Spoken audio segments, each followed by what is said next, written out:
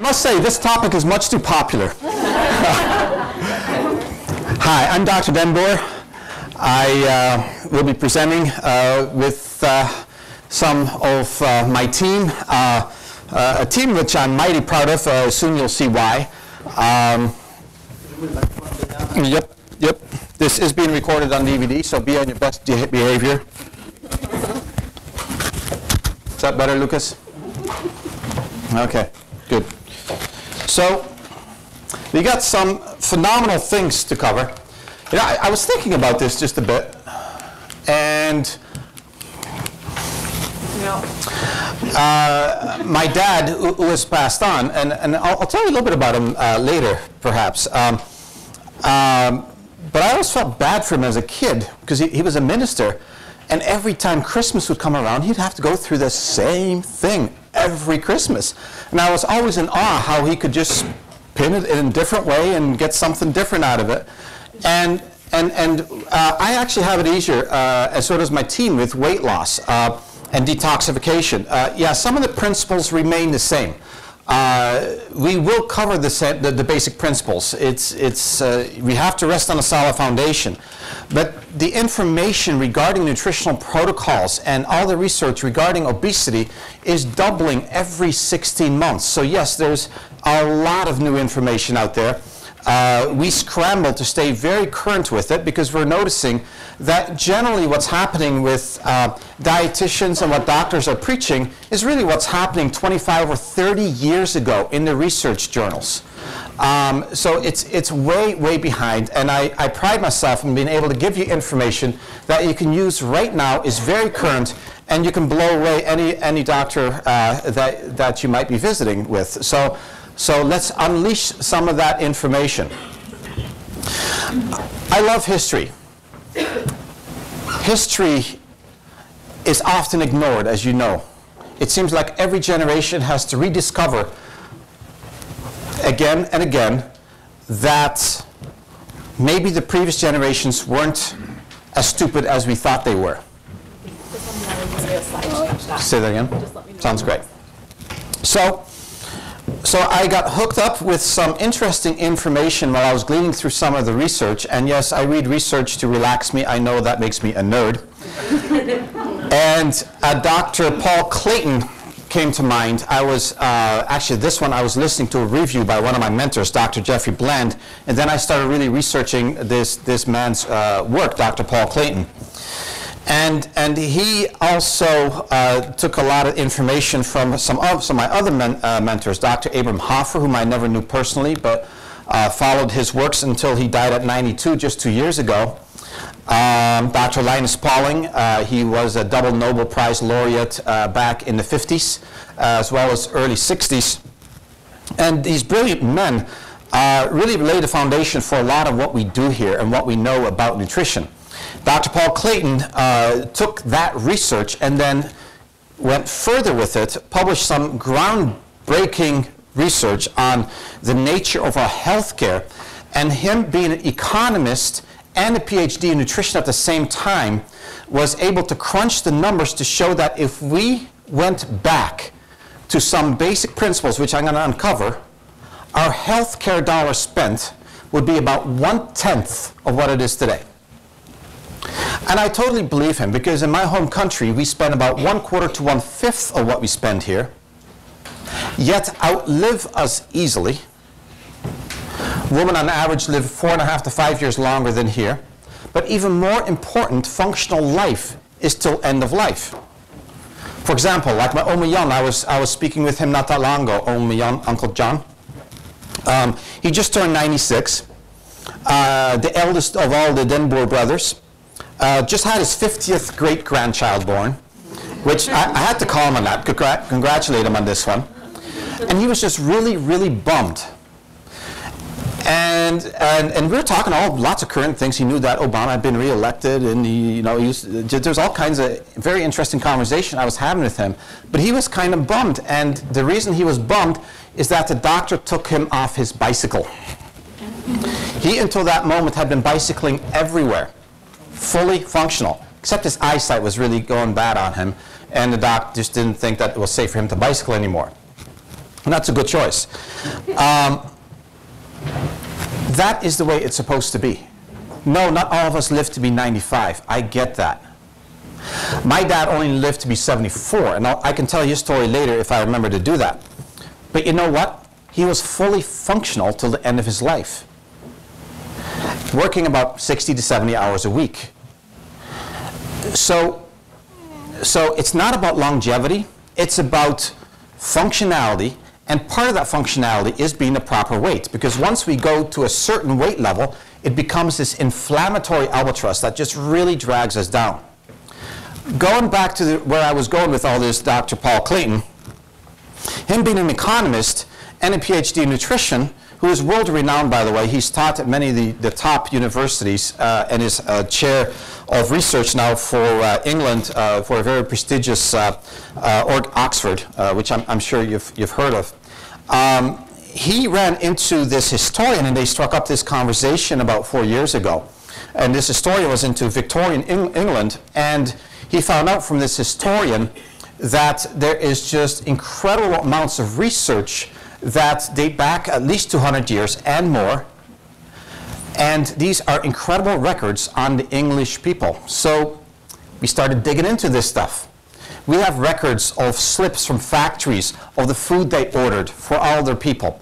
We have records of hotels, what they served, and how much it cost and how much per person they had to serve. We have records from hospitals, what they fed the people. We have records from factories, because everybody was given a stipend, this much for your groceries, and this is what we suggest you buy with that. We have activity levels. We have average weight, height, life expectancy. The doctors back then were incredibly fastidious with records, much more so than today. And what's really interesting, they also were pathologists and anatomists that would put today's anatomists and pathologists to shame. They really were in the golden age of anatomy and pathology. The average doctor back then did between 3 and 4 autopsies a week to determine cause of death. And we have fastidious notes on that. And these were accurate diagnoses. So we know that today's chronic diseases, 200 years ago, were basically not there. Diabetes was almost non-existent. Cancer was a mere fraction of what it was today. And it's interesting to note with cancer that cancer only struck in very early adulthood, around 30 to 35, maybe 40. So that indicates that unlike today, where it seems to be lifestyle related and hits oftentimes later, this was more of the genetic ones, where they were genetically prone to getting cancer, and it was approximately 3% of deaths. Heart attacks were basically not diagnosed because it was unknown. It was unknown. What these people ate. Oh, life expectancy, longer than ours. It was fully expected for an 80-year-old man or woman to be fully functional and work a full work week, wherever their profession was. Retirement was not in the cards, it's not what you did. Most deaths occurred at a later age than ours, and it was of an overwhelming infection. No hospitals involved, usually was at home, where an overwhelming infection like pneumonia or something like that, the patient became ill and within a week passed on. Usually was working the week before that yet. A little different than today, isn't it? Here we have this slow dwindling, starting at about 30 to 35, into more and more medication, more and more chronic disease, and decreasing functionality. Where I'm absolutely aghast when patients at 50 start saying, hey, I'm getting old, this here is starting to break down on me, and this and that, and all these litany of complaints come about, and that really should not be there. It is bankrupting our nation. It is totally bankrupting our nation. Over a third of our teens are now pre-diabetic, folks. About 40% of our teens now have weight issues. 60 to 70% of our population does. The numbers are absolutely skyrocketing. The new generation that is born behind us is expected to live less long than us, but more importantly, their functional life is expected to be less than ours, and ours is already not where it should be at. So this is an absolute economic crisis this nation is facing, way beyond the deficit. Because it's our workforce, it's our future. We can do something about it now though, and I will show you some examples of that later. But back to Victorian England again. You can tell I have a little ADD going. So back to Victorian England, is their food intake was approximately twice that of ours. But what they ate was dramatically different. Remember, the internal combustion engine had not yet been invented. A lot of manual labor was present. You wanted to heat your home, you had to shovel the coal in. Yeah? Most patients did physical work of some degree, about 95% of the labor force. What they ate were mainly phytonutrients, heirloom fruits and vegetables. Very little meat, about 3 times a week. A typical English diet in Victorian times was about 4 ounces of salmon. And it was very carefully stipulated in the records from what I've seen. 4 ounces of salmon, 3 times a week. The people on average weighed not much. An average male was between 150 to 160 pounds. Very muscle bound. And really the amount of hours they could work is unbelievable. So obviously they had lots of energy. The phytonutrient count, as far as antioxidant value, as far as I can determine, as far as what Dr. Clayton was able to determine, was about 3 times that of ours. In other words, the fruits and vegetables they were eating was much more dense in all the stuff that is good for us. All the anti-aging, all the antioxidants, the vitamin content was way beyond ours. Because mass farming had not yet arrived. We have coddled our fruits and vegetables with pesticides, fungicides, herbicides, fertilizers. They now grow in a fairly non-stress environment. There's no need for their immune system, yes they have an immune system, to start working much. And thus the phytonutrients, which really are toxins, they're insecticides and pesticides that are within the plant. These phytonutrients are at a record low. So even when we do have a healthy diet, it is still quite a bit lower than what they were doing in Victorian England, and that's why they outlived us. That's why their functional life was so incredible.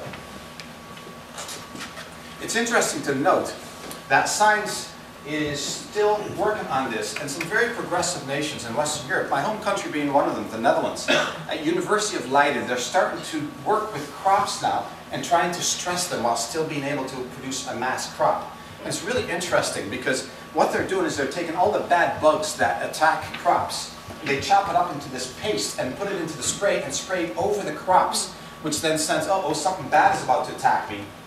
And their pesticides, herbicides, all those things that are supposed to be within the plant then gets raised up, and all of a sudden now we have a vegetable that whose antioxidant quality is way beyond what the normal one is. Isn't that interesting?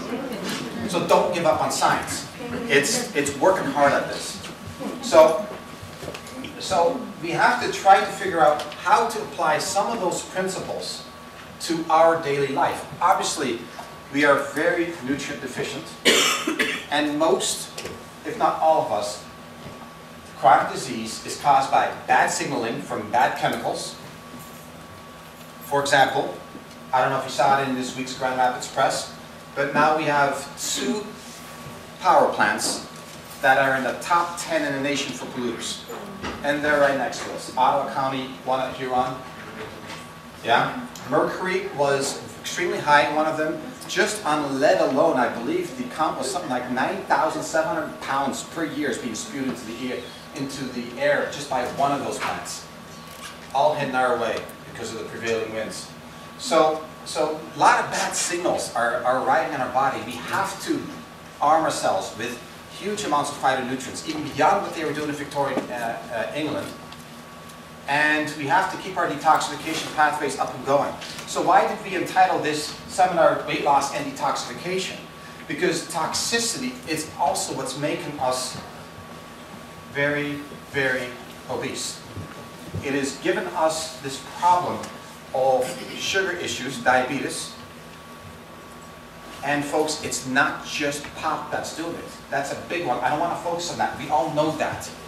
High fructose corn syrup is amazingly bad, but pollutants also do it. Some of you that have been here before may have heard about the new research in Cambodia and Vietnam, how there's an absolute epidemic of diabetes and now starting obesity occurring. These people live in native villages. They work the fields. Their diet hasn't changed. Everything's the same. Victorian England kind of stuff. Yet they have the same problems we do and beyond. How is that happening? Agent Orange. The after effects of Agent Orange being dumped into the groundwater, which they're now spraying on their crops, gives bad signals to these people's genes. And these genes are now expressing themselves in a totally different way than it was originally meant to. So don't discount the bad effects of chemicals on our bodies. It is absolutely incredible what it can do. And that's why most of the time, when we start with a new patient, we have some form of detoxification going first. Because without a clean, clear playing field, you're going to be doing this uphill battle, the famous yo-yo diet. Anybody can lose weight with starvation, but it will pop right back up if toxicity is present. So, I've been working on this one for a while. We have in this office a concept called functional medicine. And functional medicine is really the whole being. It's how to improve function, which we're going to talk about tonight, the detoxification pathways, how to think about things. All those are function related. And how do I try to improve function with my patients? We have this complicated looking web that really works well for doctors when we're working up a new patient. In fact, working on a master's degree in functional medicine, we'll be the first graduating class next year, I hope, in functional medicine. And we have to do case studies, we have to present case studies, and we have to put it in this web, and we have to figure out how everything is interconnected. It doesn't work for my patients. This one, let me know if it doesn't, I think works. Because what you see around here is genetics, your environment, your spiritual state, and your mental and emotional state, all impacting how our gastrointestinal system works, our urinary system works, our musculoskeletal system works. It all impacts the individual. And all these interconnect with each other. If your gastrointestinal tract is not working well, yes, it will affect on the opposite side the hormonal system, because 50% of estrogen metabolism occurs in the gut wall, for instance. That's just one tiny example. If your detoxification pathways aren't working well, will that affect your musculoskeletal system? Oh, absolutely. It's going to impact it a lot, because detoxification not working, toxicity goes up, inflammation goes up. If you have a bum knee, that knee will be impacted by that. So everything is connected to everything, but our environment, everything around us, our brain, how we think, has an incredible impact on us, including weight loss and detoxification. Did you know that if you're under mild stress, we're not talking bad stress, but just mild stress, your reactivity to compounds like the pollutants from pork urine goes up 5-fold. This is why some people have a mercury issue and others do not. Stress levels is one of those. And stress can come from various aspects, can't it?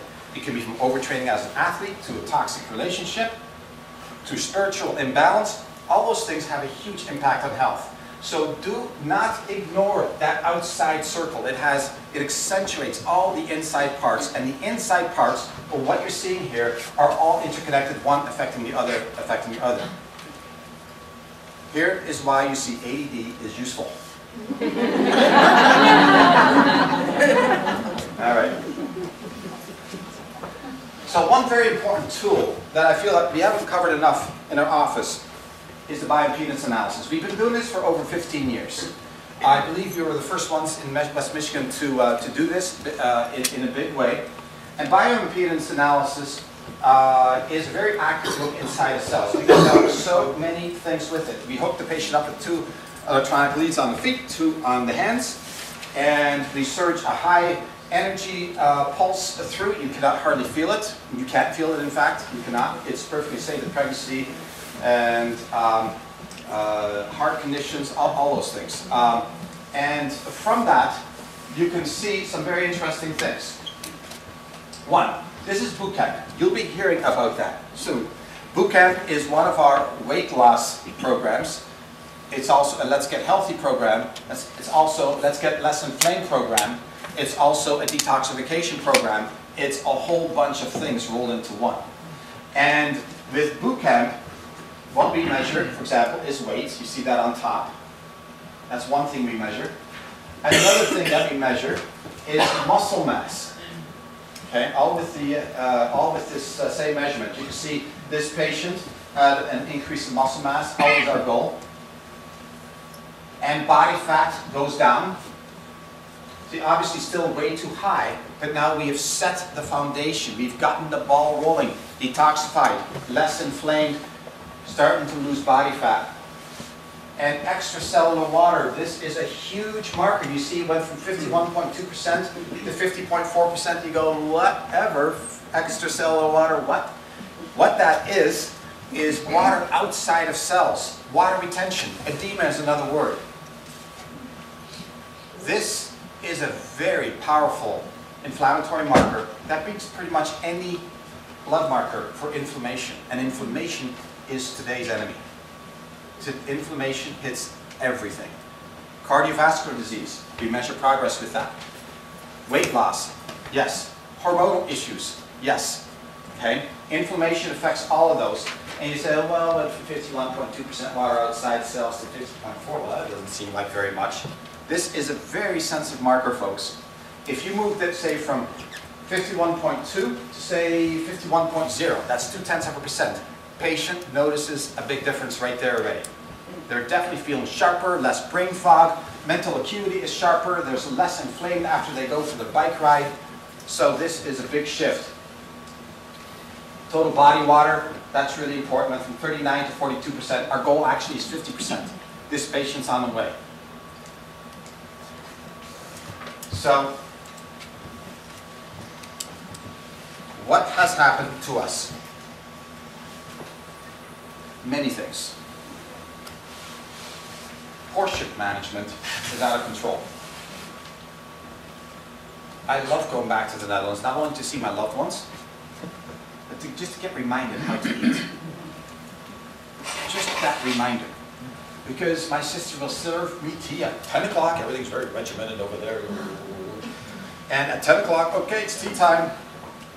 We get a cup of tea, and if you get a cookie, it might be this big and this skinny. That's it.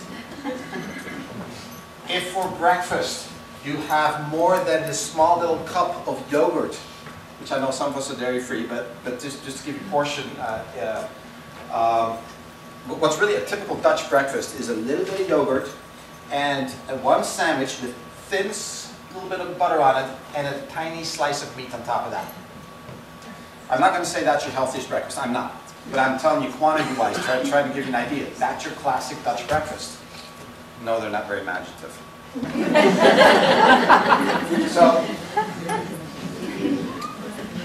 So although I can tell you, I was describing to my wife, I says, you know, I would love to make this Dutch meal.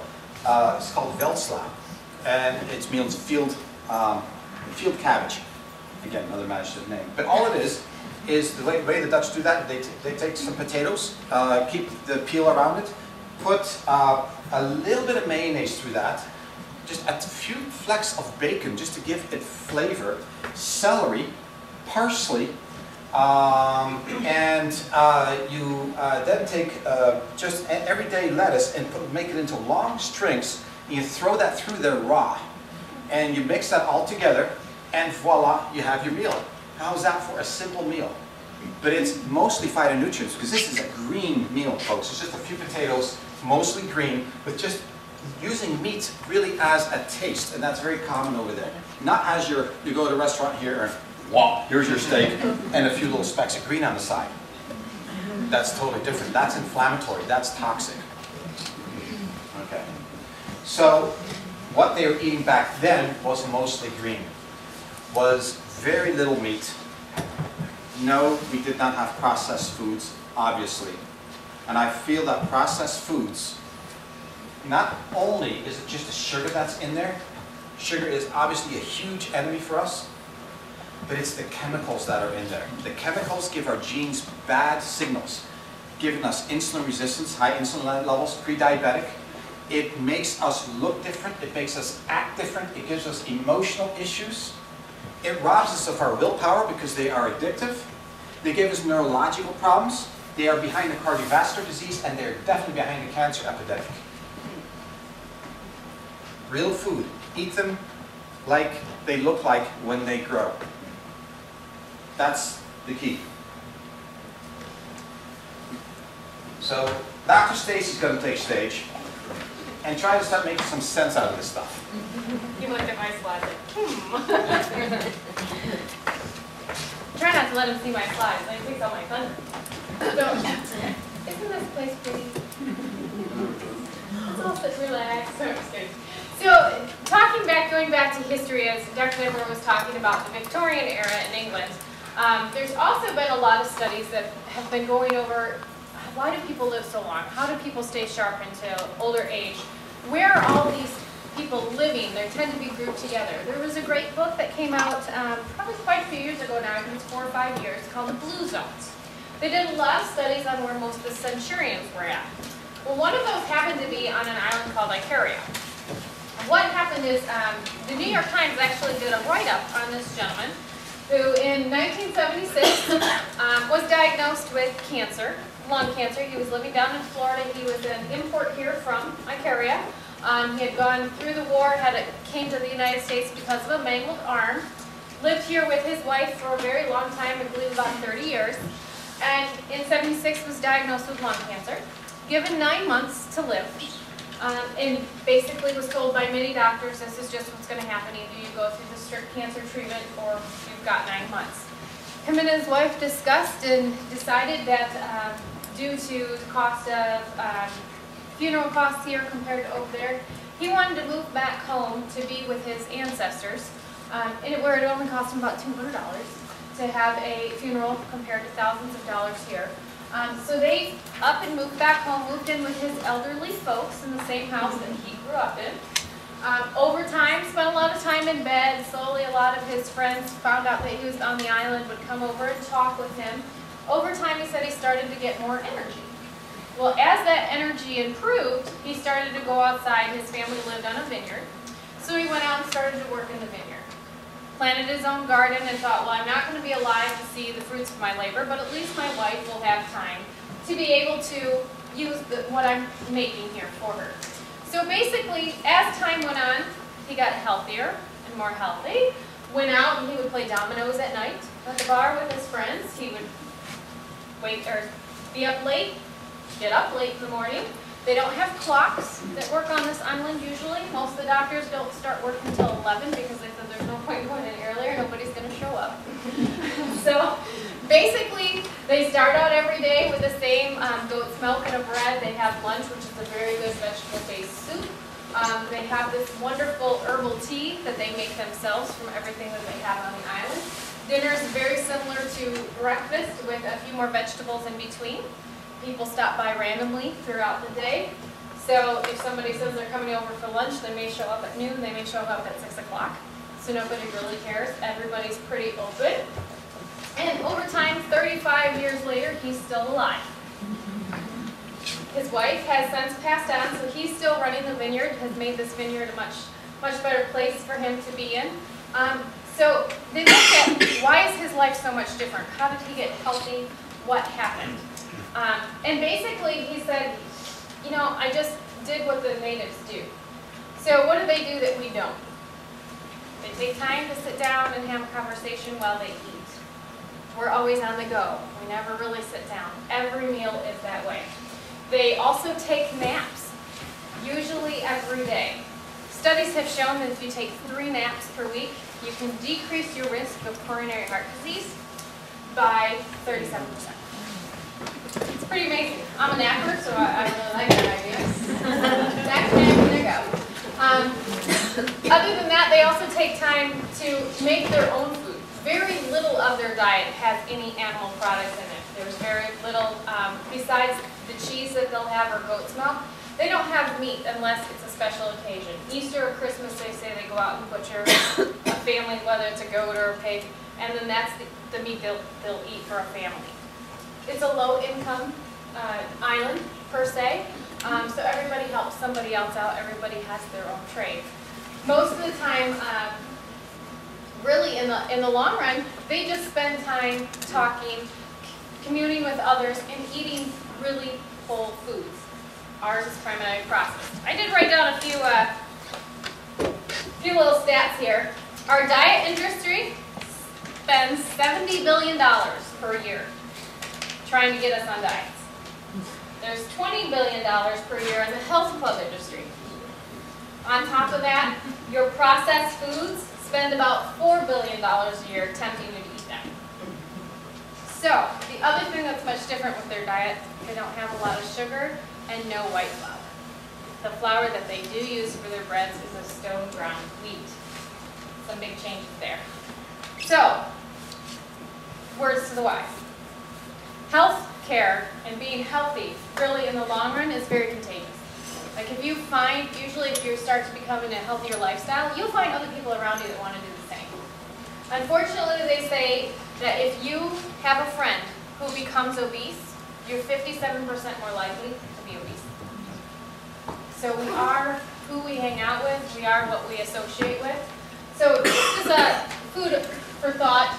Really, where is your island of peace throughout the day to help you relax and de-stress? Because anytime we talk about detoxification and toxins, we need to find islands of peace to find out what helps make our life move in the right direction.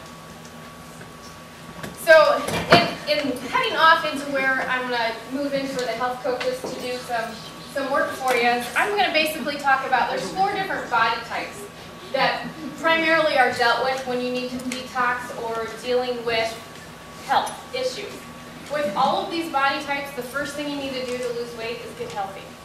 That's the one thing people hate to hear because they just want to take a food out or they really want to exercise more. And I just ran into a gentleman today who's like, well, I'm just going to wake up earlier, I'm going to exercise for an hour, I'm going to go to work, skip breakfast, I'm going to exercise for another hour when I get back. That'll be plenty, I'll lose weight. Well, okay, you're going to end up in one of these body types somewhere along the line. So these are the 4 body types, starting out from left to right for you guys.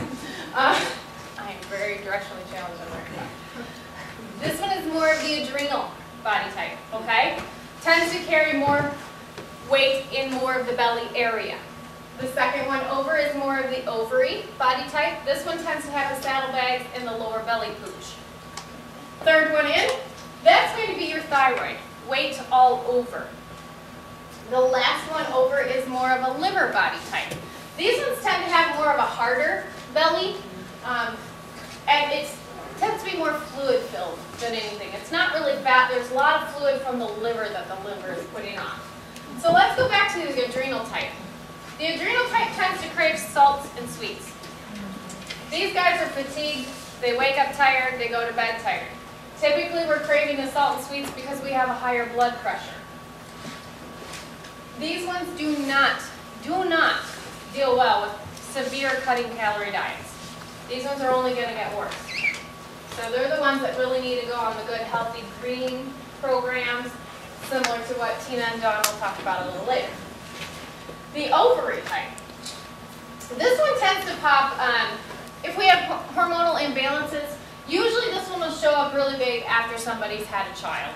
If they're going to have any type of hormonal imbalances, those will stick around from here. So these are more of your estrogen dominances. We'll have some PMS symptoms, we'll get some irritable, we'll get some mood swings. These ones, when they hit menopause, will tend to deal with more of the vaginal dryness, low libido, and a lot of hot flashes and mood swings. So, if anybody here falls into that, please don't raise your hand. These guys as well, the ovary shape likes creamy things. They tend to go more towards vanilla or creamy bases like ice cream or dairy. Okay? Moving into the thyroid type. The thyroid type and the ovary type and the adrenal type tend to The ovary type precedes the adrenal type. Okay, so if we're there, we're going to be moving into the adrenals at some point. They are all connected. The thyroid, the adrenals, and the ovaries work together on their own little circuit. So if you hit one, you're going to probably go down the line until you decide to get things balanced.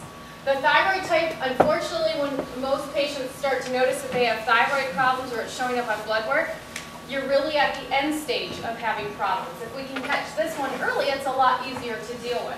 The thyroid type tends to crave carbs. They like the carbs.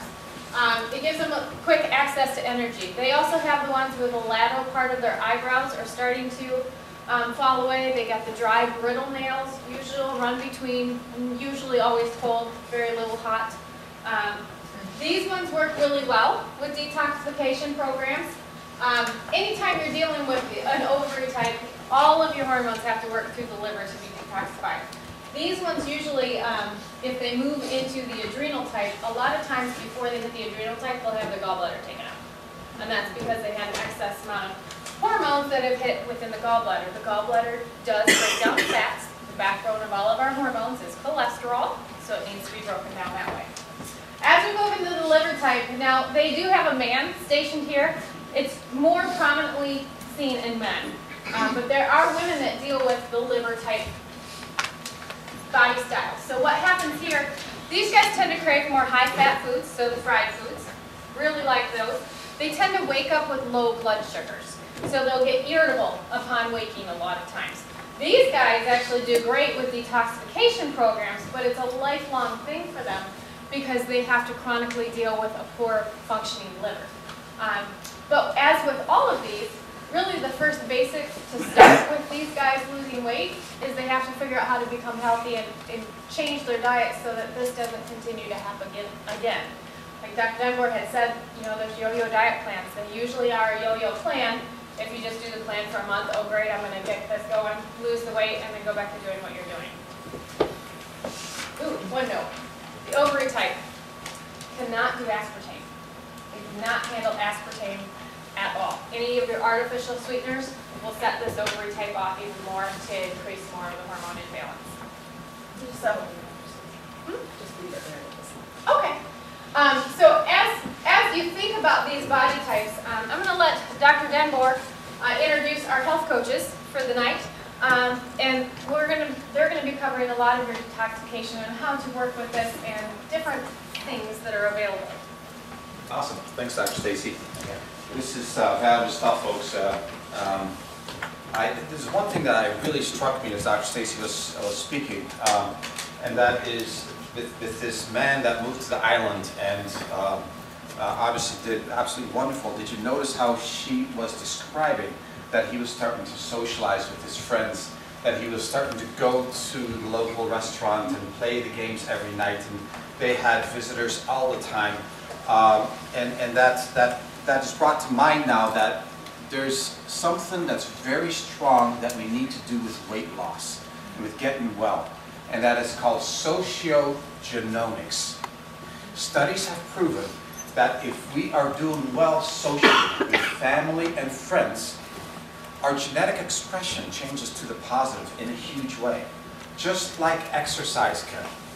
You can change your genetic expression, what your genes are doing, with those two things alone, exercise and your social life. Which brings the question, how many people do you have fridge rights to? When you think about it, how many people do you have fridge rights to? In other words, you can walk into their home and without asking, open the fridge.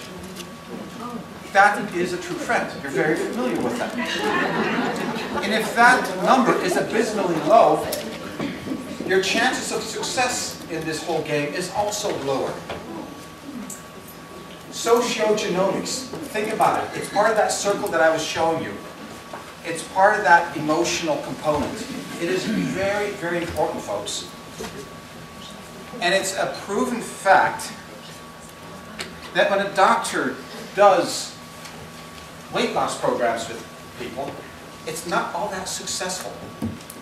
It is way more successful when these people create working relationships with others, people around them, with their health coaches. Sure, the doctor can figure out, okay, you've got an adrenal issue, your liver is off, here's what you need to do, and set the things in motion to get it up and rolling. And yes, I'd like to think we're good at that.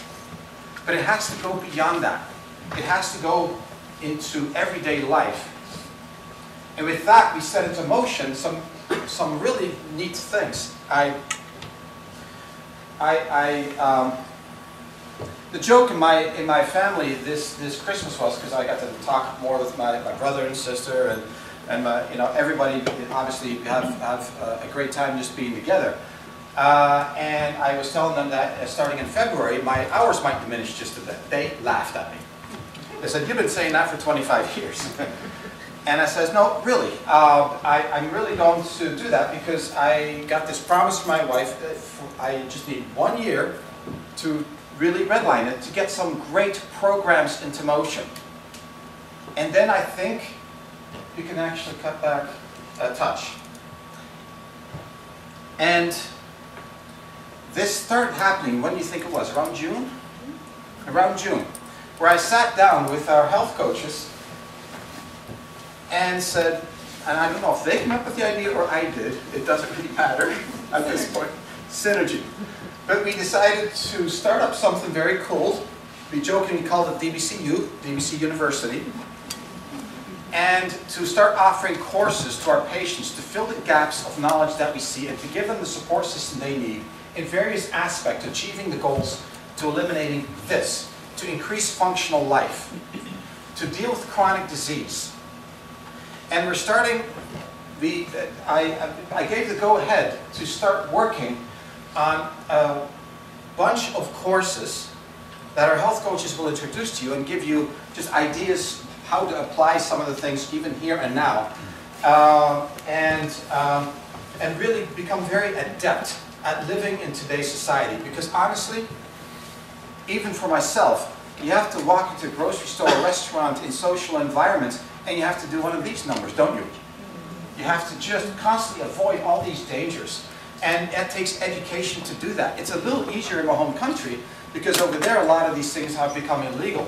No aspartame. Dr. Stacy was mentioning aspartame. Not good for that one. Can't even buy it there. Food colors. Can't buy it there. Artificial sweeteners. Can't buy it. Okay? It is genetically modified foods. Can't buy it. It's just not there because they've already figured out, uh-oh, this is killing our population. It's making them ill. It's going to bankrupt the nation. Out. So we don't have that luxury here. Therefore, we have to teach our patients a lot of these things.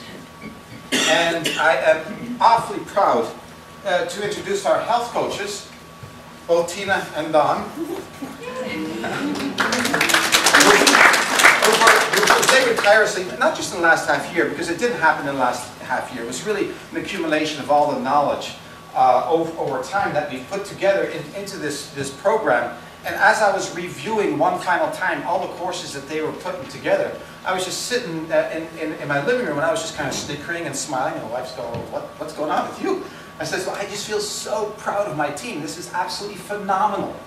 I was getting goosebumps just looking at it all. There was so much information, and I was kind of giggling, hey, that one comes from me, and that one, which book they got that one from? And so there's just a wealth of stuff there. And I believe Tina's going to introduce some of it first, and then Don is going to introduce some of it. And after that, I'll wrap it up and finally let you go to bed. Yeah? Thank you, Don. All right. You don't have to stand the whole time. Hi, everyone. It is such a pleasure to be here. Don and I are both incredibly humbled at this opportunity to be coaches at DBC. The lifestyle department is really sort of the educational wing of DBC, if you can think of it that way. Many of you know my story and that I have come to DBC as an ill person, and as a person, I often call myself an obesity survivor. I wish I had old pictures to show you. Because I think of it as an illness just the same as other illnesses that you sort of move through as you accomplish healing in that. So it's, if I get emotional at all, it's just because these kinds of things just remind me of how far I've come, and I know you know what I'm talking about, Robin. So it's just, there's so many faces here who have had similar lifestyle just overhauls that I have been so honored to be a part of, and so I always get a little perplexed this time. But anyway, the lifestyle department offers many services that so many patients don't know about. I can't tell you how many times we've heard someone say, I had no idea you guys did this. I had no idea there was someone here I could talk to about fill in the blank. You know, habit building, making real change. It's not just about vegetables, although oftentimes it is about that. How do you make this work? So these programs kind of came to a very organized place after years. I've been coaching for Doc 5 years now, it seems like, or for a long time. Is that a good look on his face? So it's just been not as organized as we would like it to be, and I have a background in education, and so I love homework and resources and for further education type things, and we haven't been able to be this organized until now. Now, a huge driving force in me not losing my mind has been us growing the department to the point where we needed 2 coaches, and Dawn came on board in September. And this woman is, like, I don't know what I would do without Dawn. It's just so amazing. Now we have coaching all morning and in the afternoons, and it's just fantastic. And she's just a driving force. And right when I was about to lose complete steam altogether, she swept in and is the research engine, I tell you what. So anyway, what are these programs? Many of you have heard about the boot camp program, and Dr. Dunbar talked about boot camp just today, obviously. Boot camp is an intense 9-week program. It's big, you jump in the deep end. So we call it the deep end program for weight loss, for critical issues with glucose or cholesterol or blood pressure, all kinds of things. This is the inside of a brochure, by the way, that you're welcome to get on your way out. First line therapy, this is a program that I call sort of the gentler sister to boot camp. This is more of a low and slow program. People need to know what kind of personality changer they are. Do you like to wade in the shallow end and baby step goals? For long-term change, that's more first-line therapy. Jump in the deep end and get results right now, and we'll talk about long-term later. That's boot camp. And then these 2 programs here, we've already been doing these 2. So the daily detox course and the healthy living course, that's what we are super excited about, because we feel like it's really going to fill a gap of patient education. And I'll let Dawn talk about the daily detoxification class, and I'll hit the healthy living course. One of the things you should know is they're all prepaid courses that have discounted rates then for the coaching services, and they're all 5 classes. Did I just say that out loud, or did I hear that in my head? I'm sorry, okay, only 5. 5 sessions. And some of them happen every 2 weeks, some of them happen weekly or bi-weekly. We try to offer a whole lot of flexibility for patients. You don't need to worry about all those details right now. We just want you guys to know that there's some really exciting stuff going on. And you can talk to your doctor or email us to find out which one might be right for you. If you're trying to figure out, do I need a detox course? Am I a, what was it? What were all those different body shapes? The ovary one or the adrenals one? And obviously we're going to get some information from the doctors on that. But a real personal passion of mine is this healthy living course. Specifically, well, both of them, but so many patients ask me, how have you made these huge changes and kept the weight off and stayed in remission? And how have you made all of these huge changes long term in the face of your friends and family not doing the same thing? So a lot of these things in this healthy living course come from that.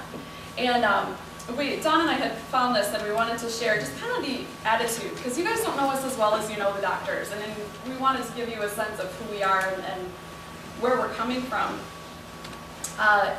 Of course, so much of what we know has come from our influence from the doctors, and then we do some of our own research too, but this is from a book called The Thinking Life, and I got an email from a pastor the other day who's just finished boot camp and had phenomenal changes.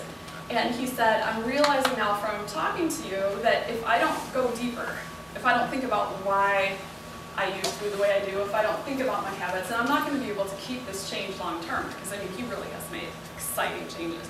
But he says, I don't just want to lose the weight, I want to keep it off, right? That's where we're all coming from. And this is one of the things I had challenged you to read. This is The Thinking Life by a Mr. Forney, F-O-R-N-I. It's kind of the concept of positive thinking and the impact that can have on us. Okay, it's just a quick paragraph here. Mondays, I thought this was fitting, are not intrinsically evil aberrations devised by sinister gods seeking entertainment in our misery. Mondays are only as bad as you make them, according to the attitude with which you look at them. Now, bear with me, because I know this is tough. Similarly, a weekend at the beach is only as good as the attitude you pack with your flip-flops. It is not that you need to turn your life completely upside down, but to paraphrase Henry David Thoreau, you just want to affect the quality of your day. To relate to your day at your best, look at it with interest rather than judgment. Do not be rigid, thinking that in order to be good, it must conform to fixed criteria. Asking not whether your day is going to be good, but rather in what ways is it going to be good, is Positivity 101. Well, a lot of us are comfortable with the idea of thinking we need to have a positive attitude about our day. But what about a positive attitude about changing our lifestyle? That's very overwhelming for most of us. And we focus on what we have to give up and what we're missing out on and what we're craving and because our society says to do that, right? You deserve a break today, says McDonald's. I might argue that you deserve something better. So this kind of approach, Dawn and I are very big on being honest about the difficulties and the grief that these lifestyle changes can cause, but then also really choosing to focus on what are we getting in return? What are we getting for that sacrifice? It's really a trade. It's not so much a sacrifice. So the Healthy Living course is really focusing on how to thrive with some of these things. And you can see these 7 class options here. You would choose 5 out of the 7. So the first one, thriving. How do we thrive when we live without? Do you have to live without one thing or do you have to live without 10? We can handle it. We can find a way to thrive. So that's one of the classes. What is healthy food and how do I prepare it? I have so many folks saying, what are whole foods? Everyone says whole foods. What is it exactly? How and why to tame the sugar monster. Working on cravings and blood sugar issues and all that kind of stuff. It's just an outstanding one. Understanding body composition and the BIA. Healthy families in real life. This is a huge one. How do I help my kids learn to like vegetables? All that kind of stuff. How do I handle a reluctant spouse? Which my husband could have taught this class for 2 years because he came here as a patient before I did, let me tell you. I was the reluctant spouse in that scenario. How to survive a potluck. How do I socialize with success? How do I handle that picnic? How do I handle that work function? How do I handle all that and not be that weirdo that's bringing broccoli? Maybe I'll just empower you to be the weirdo, or maybe I'll help you come up with something, as I call an ambassador recipe, right? Things that other people are gonna like just as much as we would. And then willpower and true lifestyle change. Is willpower something that you're just lucky enough to have, or can you grow it?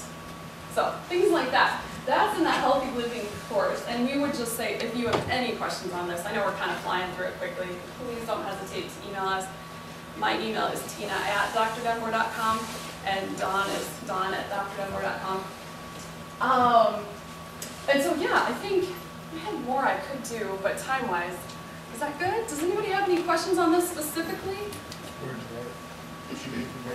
Oh yeah, we'll have people at the door at the end of the seminar with those brochures. We'll make sure you guys get. Oh, very important, 10% off of the courses if you sign up tonight, if you register tonight. So if you are interested, I know that's kind of make a decision right now, but that is an investment special for this evening. So now a little bit about Dawn. This woman has an incredible story. For me, I'm so passionate about this health transformation thing because I experienced it personally.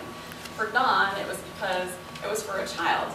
And so she is equally as passionate, but has that incredible perspective of what it was like to have an ill child. So with that, I will hand you over to Dawn, and she will talk about the detox course. Oh, I knew I forgot something. Haha, the next cooking course, I'm so sorry. We're doing that the 3rd Tuesday of February, and we are not kidding when we say a love affair with legumes. This is the thing, so many people come into us and say, how do you like beans? You know, when I travel and maybe don't get beans for a few days and I say, oh, you know, I'm laughing with you then. Oh, I miss them when I don't have them. They have become that much a part of my diet. And part of that was budget, and part of it was just looking for good protein that was easier to digest. And it was just so much fun to see what beans can do. Flatbread, all roast. I mean, seriously, this is me being a nerd about beans. So, did you know there are heirloom beans? You guys should go to ranchogordo.com. I mean, it's so much fun. But anyway, we're gonna have a lot of fun with this class, and so there you go. What was the website? ranchogordo.com. It's such a fun story. I won't take your time to tell you now, but you will love it. It involves Mexican farmers markets. That's all I'm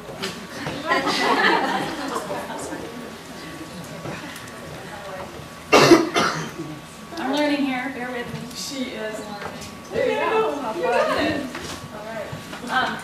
I too, as Tina said, am humbled to be here and to be a part of the DVC team. It's very exciting and very rewarding and tons and tons of fun. And I'm excited to talk to you about the detoxification classes that we have developed because when I first came to DVC with a sick daughter, we had to really focus on this whole healthy living area. And whenever I came to seminars or thought about it or heard about detoxification, I would do this. La la la la la la la la la la la. I can't hear you. I can't deal with that. It's just too much. And before I talk specifically about that, how that pertains to some of our coaching is we talk a lot about this process that we're on, and we're on a journey, and it takes time. And this journey just continues on and on and on. Tina and I still talk often about, have you heard about this? Have you ever tried that? What about this challenge? We are still challenged, making changes in our life all the time. And that's where working with a health coach can be so helpful to you, to just help you on that journey, to keep you from becoming overwhelmed with all of the things that we want to work on, picking and choosing those things that are pertinent to you right now and guiding you on as you go on your personal journey. So with these detoxification classes, the first one is a doctor-assigned detox. That would be if your doctor recommends that you go on a 28-day detox or a 10-day detox. We can help you prepare for that and get ready for that and understand a little bit about how that's going to work. Another class is the anti-inflammatory living. What, why, and how? What is inflammation? How does it affect your body? Why is it important? And how can we get rid of it? How to combat our toxic environment. We know there's tons and tons of toxins around, and what are some things we can do to help ourselves to be resistant to some of that. Hygiene for health nuts. Yay, I love that one. Looking at things like deodorants and antiperspirants and toothpaste and hair care and skin care and all of those things.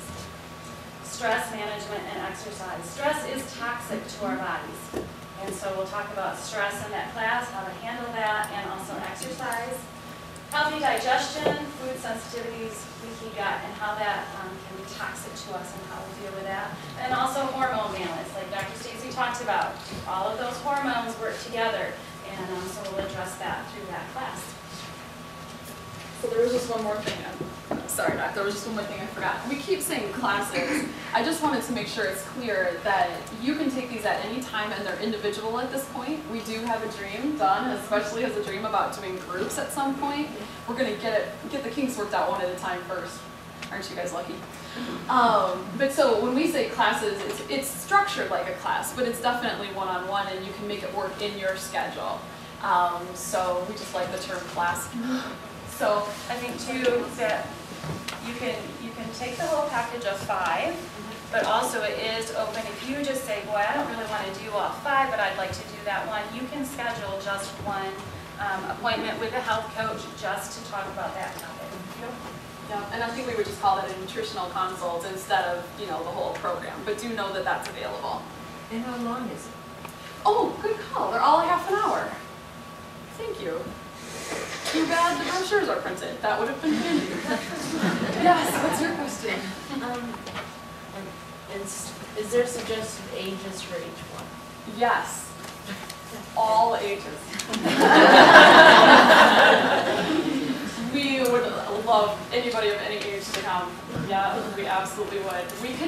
We could definitely adapt the curriculum to be appropriate for any age, any gender, any stage of life.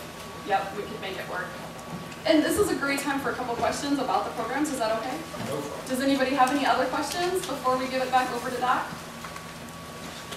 No? So it is a great time. Awesome.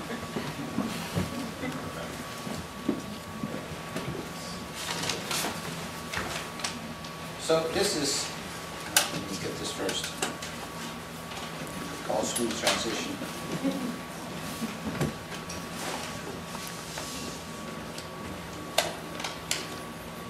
Okay. So this is really the beginning of something big. Do you need the paper? She was trying to make it. Oh, sorry. Yes. So I see this thing growing, and as I was listening to this, I was jotting a few quick notes. Because what we're doing is we're trying to combat, number one, the wrong food. Number two, consumed in wrong amounts. Number three, in stressful conditions. Number four, by a population whose activity level has changed in half compared to Victorian times. That is us. And that's what we have to combat. And so gradually on, you can get into this. And you are never a graduate of this program called life. You are never a graduate. As you get further along, though, I want to reassure you that it gets easier. My wife, who is president of the PTA this year, lucky her, was doing something about some soup supper sale that we're really involved with in the next few weeks, and they were gathering this morning, and apparently for refreshments they had pop and donuts. My wife kindly refused, but somebody rescued the day and brought in apple slices too. So she had some of that. But she was saying that someone's watching her refuse the donuts. Says, I bet your husband has one of these once in a while. And she said, no, absolutely not. I mean, she didn't even have to think about it. And I'm glad she said that. But it's true.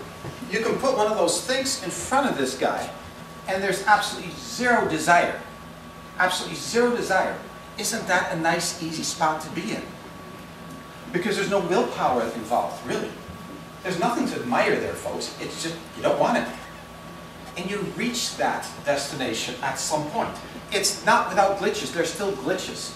You know, I could be traveling through some airport and I have no idea what to find here or there. You end up with this little bag of nuts or something, right? That's your meal. But it's worth it. I was reading in Isaiah, in the good book, I believe it was Isaiah 54, that it said in there, it was really a question. Why eat food that is bad for you if you can fill your body with good food?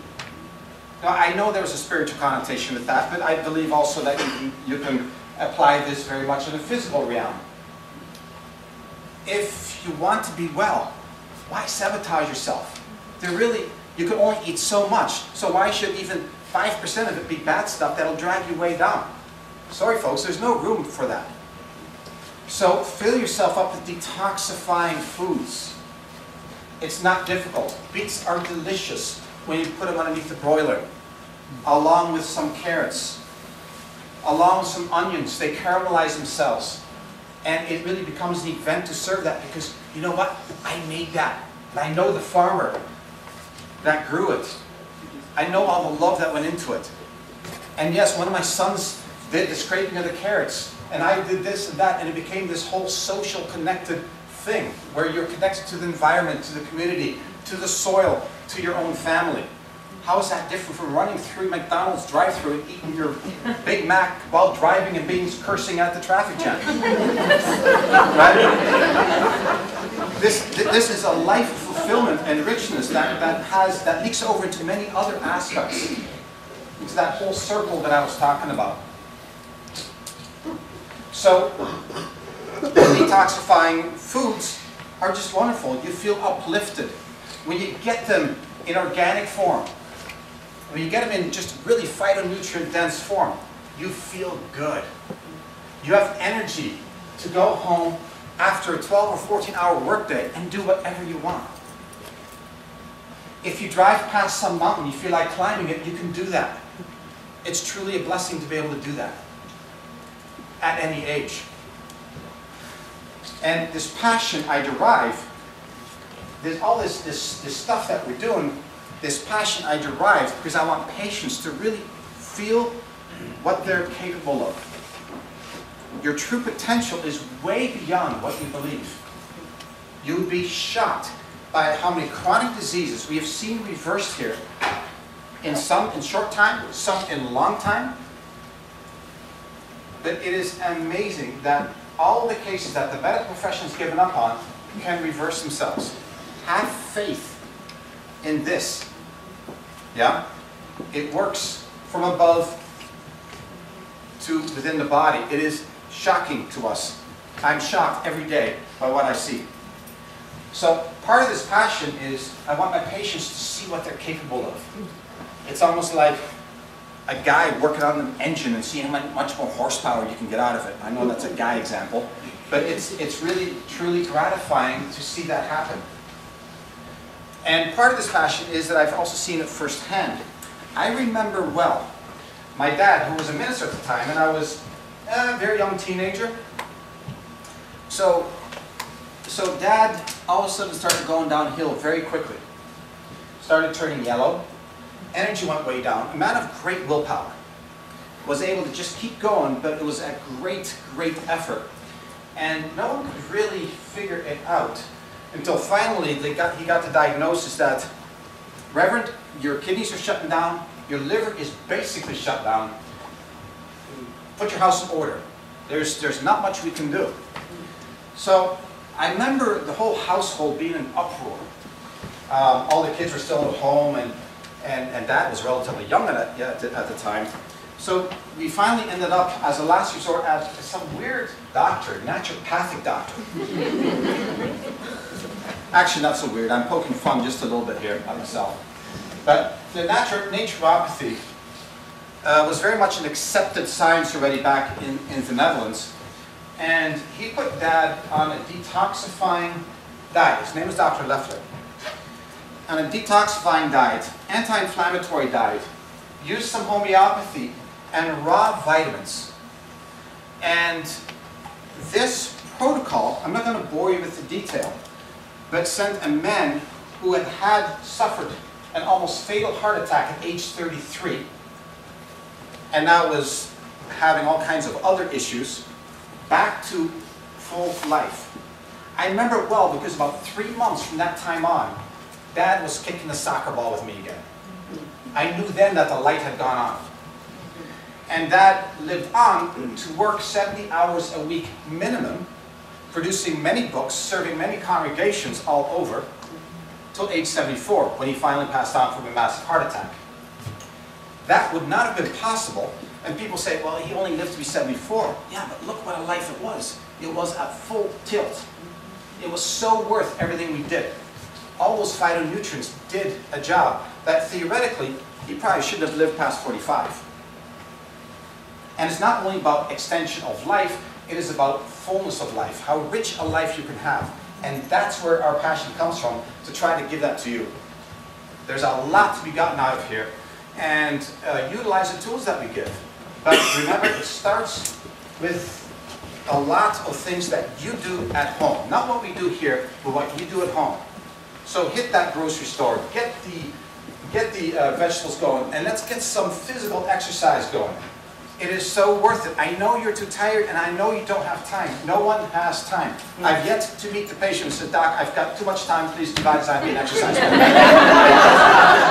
Okay? But guess what? You have no time not to exercise.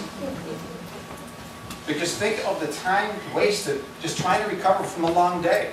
What if you could have all the energy that you want until you go to bed? And be able to do what you want to do in life.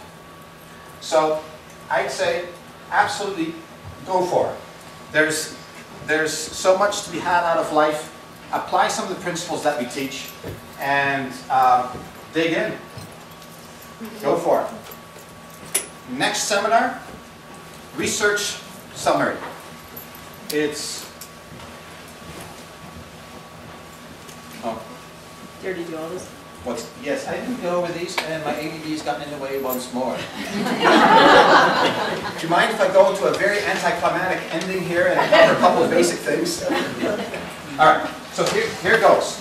Some of the things, and I know my dad was subjected to something like this, is probiotics.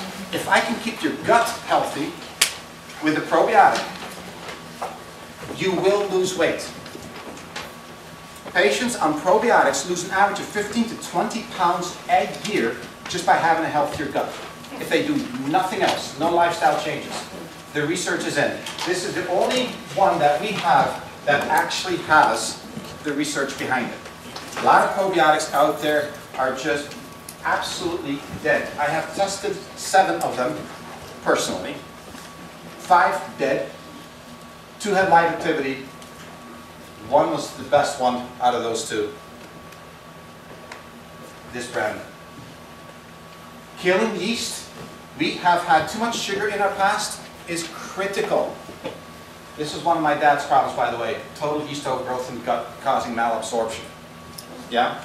And yeast is a big enemy in today's society. Virtually not present in Victorian England. Get rid of yeast with a coconut extract, 20% more powerful, or excuse me, 20 times more powerful than just coconut oil itself. So we use this with our chronic gut patients to help lose weight. Gluticlear is the result of 1950s research by Dr. Abram Hoffer, who just passed away at age 92, another one of my mentors. One of these guys, again, that went full tilt right till the end. He got ill a week before he died, and that was it. Wasn't full-time practice till then.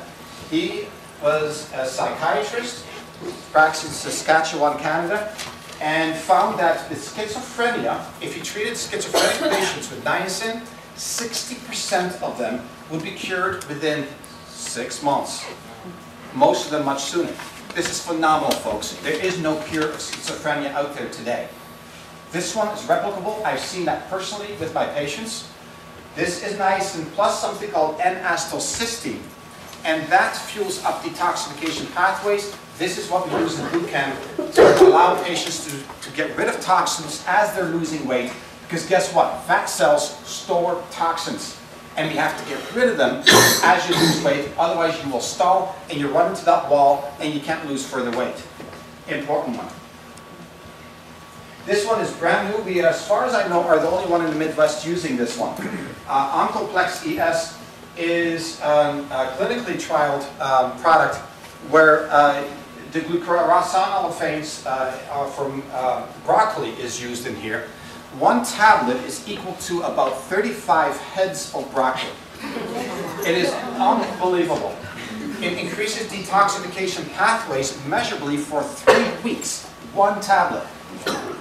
It is one of the best antioxidants that we know of. It increases something called phase 2 detoxification, which is the most important detoxification pathway within the liver, and is what gets rid of today's pollutants. Today's pollutants, you have to keep in mind, we are not living in Bible times. Something like a Daniel fast gets a lot of my patients into trouble because they're locking loose all the pollutants in their body and it has nowhere to go because they are fat solvents. They're not water solvent like it was back in Daniel's time. Does that make sense? So you have to fuel the detoxification pathways. This is going to be one of our tools. I'm really excited about this one. Extremely anti-cancerous and balancing for hormones as well. So research update is our next seminar. We're going to find some real juicy little morsels within the annals of research for you. I will do my boring research all for you and load it onto you, and we'll try to give you some insights that no one else has. So we love giving you the inside scoop. Speaking of the inside scoop, every week we publish new things on Facebook with our health coaches, our doctors. Myself, I produce something called Doctor's Corner, which is posted every Thursday morning. And I keep you appraised of all the trends that are occurring in health of my patients, healthcare in general, give you an opinion on what's going on. Like the last few posts were really all about the flu, I'm not going to say epidemic, but the flus that's been going out there. It's phenomenally strong. What the protocols I'm using, what steps to do to prevent them. So it's almost like I try to be the weatherman for you, to let you know what's going on out there and hopefully predict with a little more accuracy than the weatherman what bugs are going around and what we can do about it. So that's on Facebook. So if you haven't checked that out, please check that out. It's also a good vehicle for recipes, for this lifestyle changes, for weight loss. And we post things like a synopsis of the seminar. I think you'll enjoy that.